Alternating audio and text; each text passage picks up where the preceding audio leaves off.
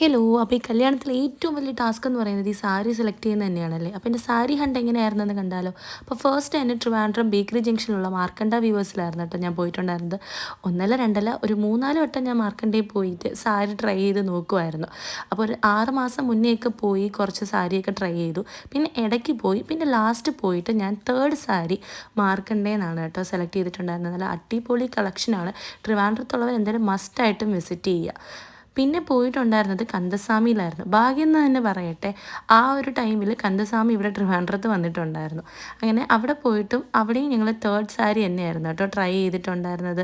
Kandaswamy start ചെയ്ത time ആയതുകൊണ്ട് തന്നെ അവിടെ കളക്ഷൻസ് ഒക്കെ വന്നുകൊണ്ടിരിക്കുന്നേ ഉണ്ടായിരുന്നോളായിരുന്നു. അതും മാത്രമല്ല, ടൈം ഉണ്ടല്ലോ എന്ന് വിചാരിച്ചിട്ട് ഞങ്ങൾ അന്ന് ജസ്റ്റ് ഒന്ന് ട്രയൽ ചെയ്ത് നോക്കിയിട്ട് അവിടുന്നും പോയി. പിന്നെ അടുത്ത ഭാഗ്യം എന്ന് പറയട്ടെ, എം ലോഫ്റ്റ് ട്രിവാൻഡ്രത്ത് സ്റ്റാർട്ട് ചെയ്തു ഈ ഒരു ടൈമിൽ തന്നെ.